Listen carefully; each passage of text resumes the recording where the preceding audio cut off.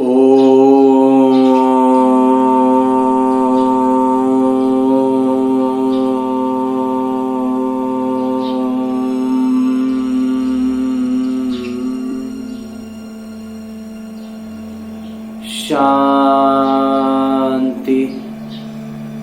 ओम शांति। बाबा बाबा ओम शांति।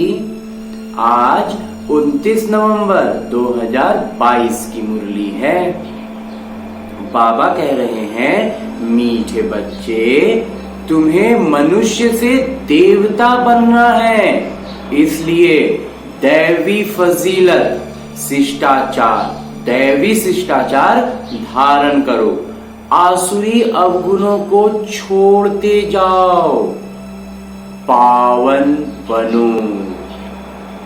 आगे बाबा प्रश्न पूछ रहे हैं कि दैवी शिष्टाचार धारण करने वालों की परख किस एक बात से हो सकती है कि वो दैवी शिष्टाचार धारण कर रहे हैं। इस बात की परख किस एक बात से हो सकती है? उत्तर बतलाते हैं बाबा कि सेवा से। एक शब्द में जवाब है सेवा से। कहां तक पतित से पावन बने हैं और कितनों को पावन बनाने की सेवा करते हैं। खुद कितने पवित्र बने हैं, ये कितनों को पावन बनाने की उनकी सेवा है, उनकी भावना है, उससे फर्क पड़ता है। कितना को कर रहे हैं मतलब उस खास समय पर वो नहीं, उनकी भावना में वो कितना है। अच्छे पुरुषार्थी हैं या अभी तक आसुरी अवगुण है, यह सब सेवा से पता चलता है। तुम्हारी यह ईश्वरीय उद्देश्य है ही दैवी फजीलत सिखलाने की, दैवी शिष्टाचार सिखलाने की। खुद भी दैवी गुण से भरना है और लोगों और दूसरी आत्माओं को भी दैवी गुण भरने हैं, दूसरी आत्माओं में भी दैवी गुण भरने हैं। तुम श्रीमत पर पतित मनुष्य को पावन बनाने की सेवा करते हो। गीत है ओम नमो शिवाय। ओम शांति। भक्ति मार्ग में महिमा करते हैं शिवाय नमः। ऊंचते ऊंच शिव, उनको ही शिव परमात्माय नमः कहा जाता है। ब्रह्मा देवताय नमः, विष्णु देवताय नमः कहा जाता है और शिव परमात्माय नमः। फर्क हुआ ना? परमात्मा एक है और वह ऊंचते ऊंच हैं, सर्वोच्च हैं, उनकी महिमा भी ऊंच है। इस समय ऊंचे ते ऊंचे कर्तव्य करते हैं, उनका धाम भी ऊंचे ते ऊंचा है, परम धाम। नाम भी ऊंच है और उसको परमात्मा, नाम भी ऊंच है और किसी को परमात्मा नहीं कहते। परमात्मा के लिए ही गायन है कि हे पतित पावन, आते भी पतित दुनिया और पतित शरीर में है। पतित शरीर का नाम है प्रजापिता ब्रह्मा। इसमें प्रवेश कर कहते हैं, मैं बहुत जन्मों के अंत वाले साधारण मनुष्य तन में प्रवेश करता हूं। सूक्ष्म वतनवासी संपूर्ण ब्रह्मा में नहीं आते। खुद कहते हैं, इनके बहुत जन्मों के अंत के जन्म में आता हूं। बहुत जन्म लेते ही हैं राधे कृष्ण। राधे कृष्ण जो हुए वो उनका कल्प का पहला जन्म होता है और फिर वो 84 जन्म पूरे लेते हैं। उनके बहुत जन्मों के अंत का जन्म साधारण है। ऐसे तो कहते नहीं कि मैं पावन शरीर में प्रवेश करता हूं। ये दुनिया ही पावन नहीं रही तो शरीर भी पावन कहां से मिले? तो भगवान वाच, मैं साधारण तन में आता हूं। अब भगवान जरूर आकर के इस साधारण तन द्वारा आत्माओं को बैठ समझाते हैं कि मैं परम पिता परमात्मा हूं। मैं कृष्ण की आत्मा नहीं हूं, न ब्रह्मा न विष्णु और न शंकर की आत्मा हूं। मैं परम पिता परमात्मा हूं, जिसको शिव परमात्माए नमः कहा जाता है। मैं इसमें आया हूं। मैं सूक्ष्म वतनवासी ब्रह्मा में प्रवेश नहीं करता। सूक्ष्म वतन में जो ब्रह्मा है उनमें प्रवेश नहीं करता हूं। मैं इस स्थूल वतन में जो लौकिक शरीर में पतित शरीर में है उनके शरीर में प्रवेश करता हूं। मुझे तो यहाँ पतितों को पावन बनाना है। मेरे द्वारा ही वह सूक्ष्म वतनवासी ब्रह्मा पावन बना है। वो तो यहाँ लौकिक में पतित हैं, उनको भी पावन बाबा ही, परम पिता परमात्मा शिव बाबा ही बनाते हैं और फिर वो सूक्ष्म वतनवासी बनते हैं। इसलिए उनको सूक्ष्म में दिखाया है। कितना अच्छी रीति समझाते हैं, परंतु मनुष्य सुनी अनसुनी कर उल्टी बातों पर चलते रहते हैं। आसुरी बुद्धि से सुनते हैं, ईश्वरीय बुद्धि से सुने तो संशय सब मिट जाएं। त्रिमूर्ति का चित्र दिखाने बगैर समझाना मुश्किल है। उन्होंने त्रिमूर्ति ब्रह्मा नाम रख दिया है क्योंकि शिव बाबा परम प्रजापिता ब्रह्मा द्वारा नई दुनिया की रचना रचते। शिव बाबा जो है वो प्रजापिता ब्रह्मा द्वारा नई दुनिया की रचना रचते हैं।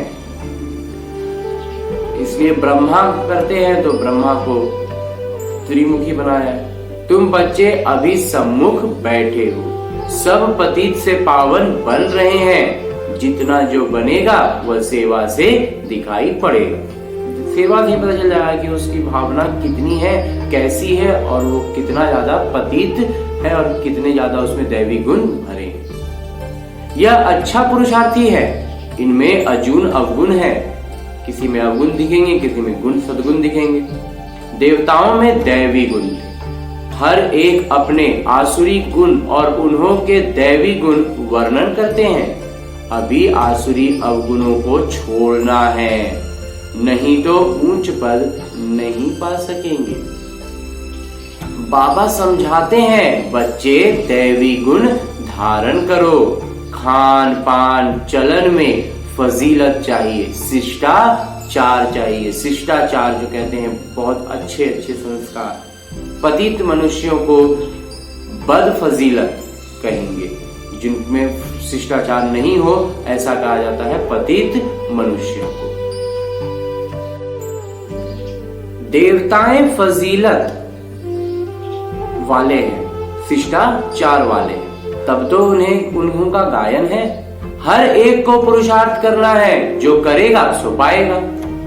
अब भगवान तुमको सहज राजयोग और ज्ञान सिखला रहे हैं। ज्ञान सागर एक पिता हैं, जो तुम्हें ज्ञान देकर सदगति में ले जाते हैं।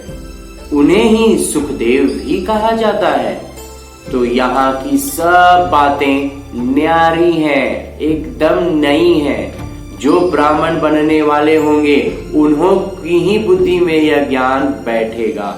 बहुत करके पूछते हैं कि दादा को ब्रह्मा क्यों बनाया है। बोलो, इन बातों को बैठकर समझो। हम तुमको इनके 84 जन्मों की कहानी सुनाएं। सब ब्रह्मा कुमार कुमारियां पावन बन देवता बन जाएंगे। पावन बनने बगैर वर्षा मिल नहीं सकता। भगवान ऊंचते ऊंच निराकार शिव बाबा हैं। वर्षा देने के लिए जरूर ब्रह्मा तन में आएंगे। ये प्रजापिता ब्रह्मा है, सूक्ष्म वतनवासी। ब्रह्मा को प्रजापिता नहीं कहेंगे, वहां थोड़े ही प्रजा रचेंगे। सूक्ष्म वतन में जो ब्रह्मा है उनको प्रजापिता नहीं कहेंगे, वहां वो प्रजा थोड़ी रच रहे हैं। प्रजा रचने का काम तो यहाँ हो रहा है। तो हम ब्रह्मा कुमार कुमारियां साकार में हैं, तो प्रजापिता ब्रह्मा भी साकार में है। यह राज आकर समझो। ये बहुत सूक्ष्म स्तर की बात है और ये तभी समझ में आएगा जब पवित्रता मन में आएगी। जब तक ऊपर ऊपर से उछलते उछलते चलते फिरते समझने बोलेंगे कि इसका हमको एक वाक्य में आंसर उत्तर दीजिए, तो वो विकार में भी पूरा ग्रसित है। जो भी ऐसा कहते हैं कि हमको एक बार में बताइए, एक वाक्य में बताइए, तो अभी उनके ऊपर विकार हावी है। विकारों से पहले थोड़ा सा पहले मुक्ति चाहिए, पहले ज्ञान की बातें समझनी है और तब धीरे धीरे ये सूक्ष्म बातें अंदर बुद्धि में बैठेंगी।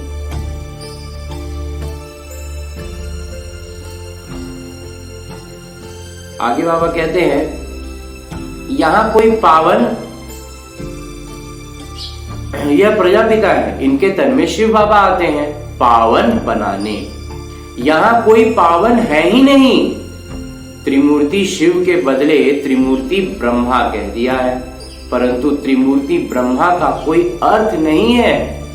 ब्रह्मा को मनुष्यों का रचयिता भी कहते हैं, इसलिए प्रजापिता कहा जाता है।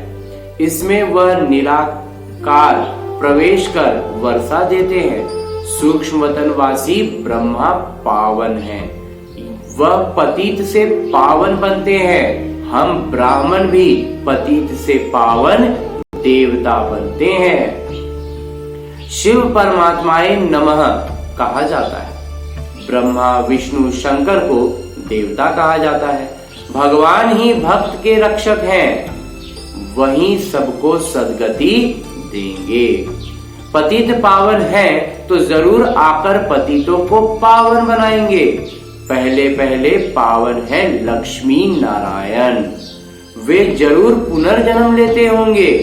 84 जन्म पूरे होने से फिर साधारण मनुष्य बन जाते हैं। धीरे धीरे कलाएं कम होती जाती हैं, उनमें फिर बाबा प्रवेश करते हैं। तो यह व्यक्त ब्रह्मा व अव्यक्त ब्रह्मा। सूक्ष्म वतन से सृष्टि नहीं रची जाती।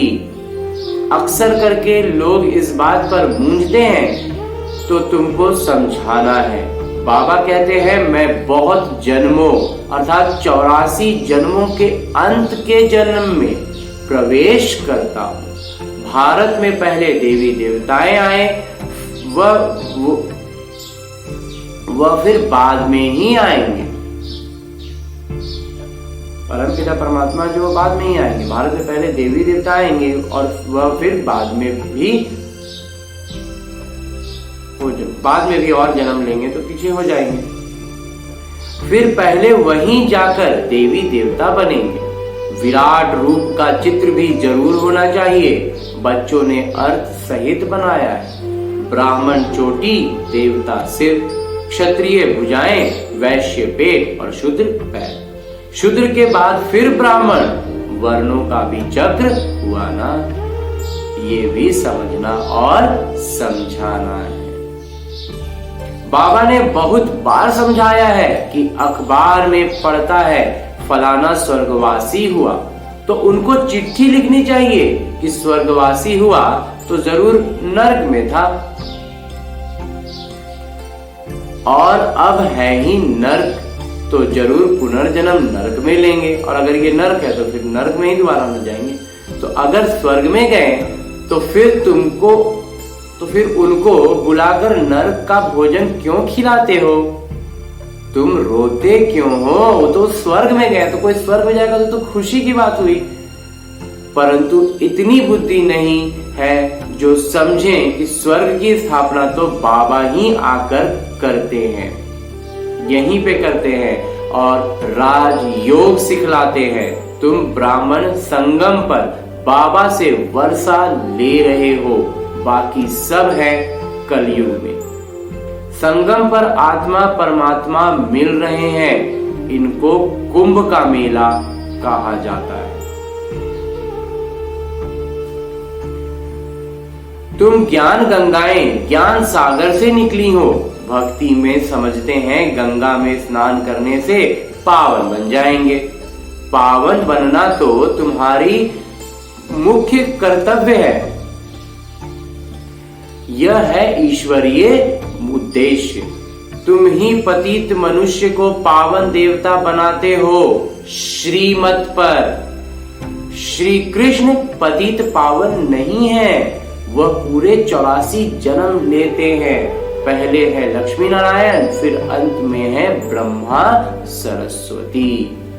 आदि देव आदि देवी बनते हैं। अभी यह बातें किसने समझाई?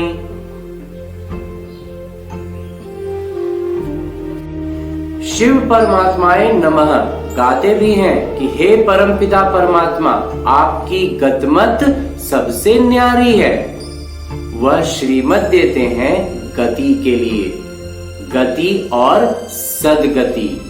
दुर्गति वालों को सदगति करने वाला, जो दुर्गति में जा रहे थे उनको सदगति में लाने वाला श्रीमत वही देते हैं। उनकी श्रीमत पर सब मनुष्यों से न्यारी है। बाकी भक्ति मार्ग है घोर रात्रि, आधा कल्प है ज्ञान दिन। शिव बाबा कहते हैं मैं अंधियारी रात में आता हूँ, रात को दिन बनाने। बाबा आएंगे, सूर्य उगेगा, सूर्य सम्मुख होगा तो रात थोड़ी ही रहेगी। यह ज्ञान एक ही ज्ञान सागर शिव बाबा के पास है। ऋषि मुनि आदि सब कहते आए हैं कि परमात्मा बेअंत है। बाबा को नहीं जानते गोया नास्तिक ठहरे। आधा कल्प है नास्तिक, आधा कल्प है आस्तिक। तुम अब बाबा को, बाबा की रचना के आदि मध्य अंत को जानते हो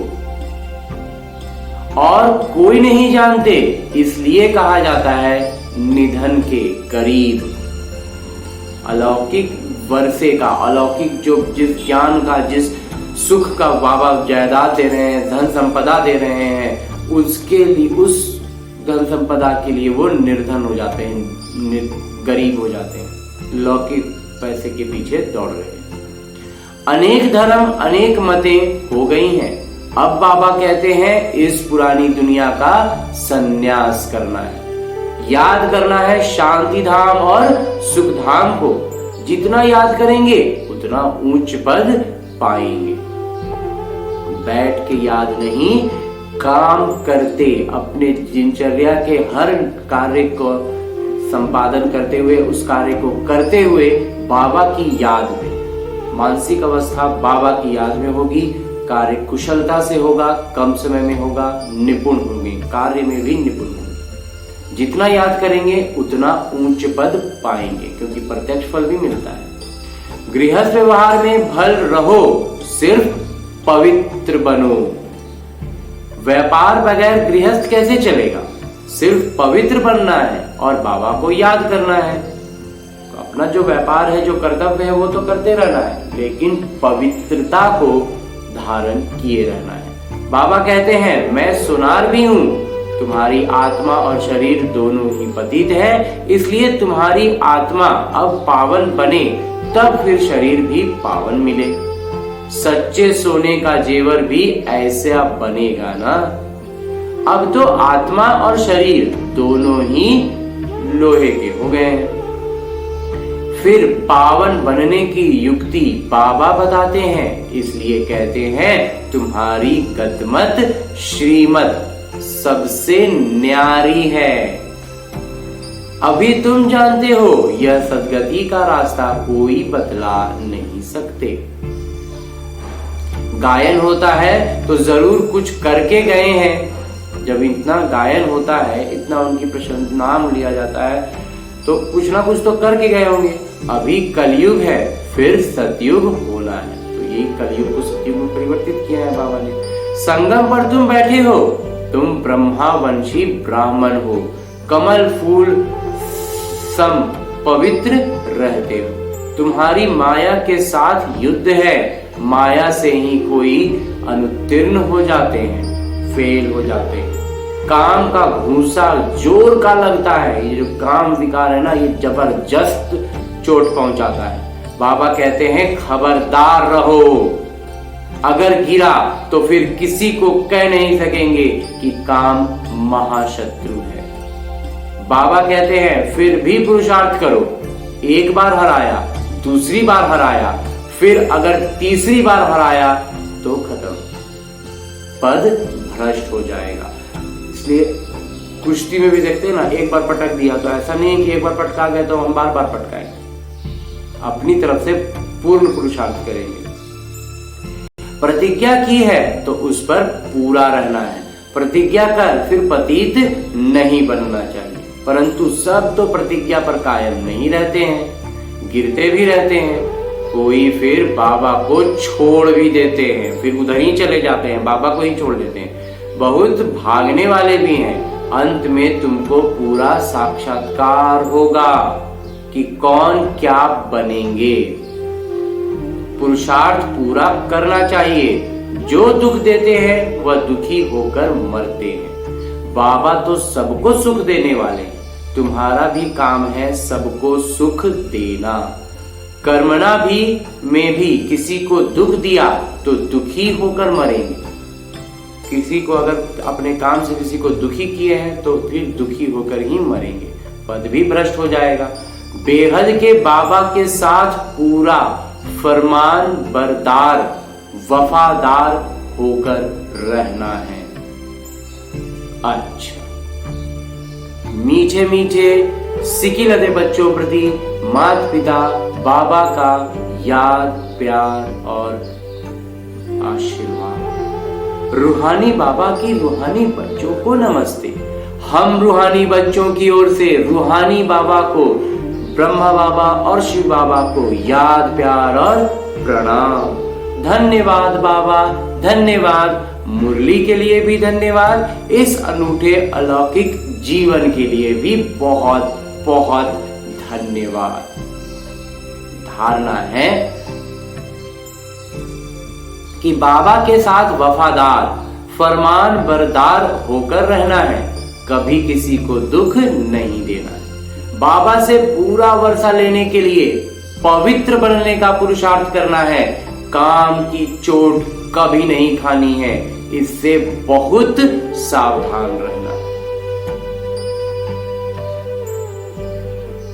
और आगे बाबा वरदान दे रहे हैं। वरदान देते हुए बाबा कहते हैं कि मालिकपन की स्मृति से शक्तियों को आदेश प्रमाण चलाने वाले स्वराज्य अधिकारी भव। मालिक पर हम मालिक हैं, ये स्मृति में रहेगी तो सारी शक्तियां मेरे आदेश अनुसार काम करेंगी। और ऐसा करने वाले हम, सभी को अपने आदेश पर चलाने वाले हम स्वराज्य अधिकारी बने। ये बाबा आज वरदान दे रहे हैं। बाबा द्वारा जो भी शक्तियां मिली हैं उन पर सर्व शक्तियों को कार्य में लगाओ। समय पर शक्तियों का इस्तेमाल करो। सिर्फ मालिकपन की स्मृति में रहकर फिर आदेश करो तो शक्तियां आपका आदेश मानेंगी।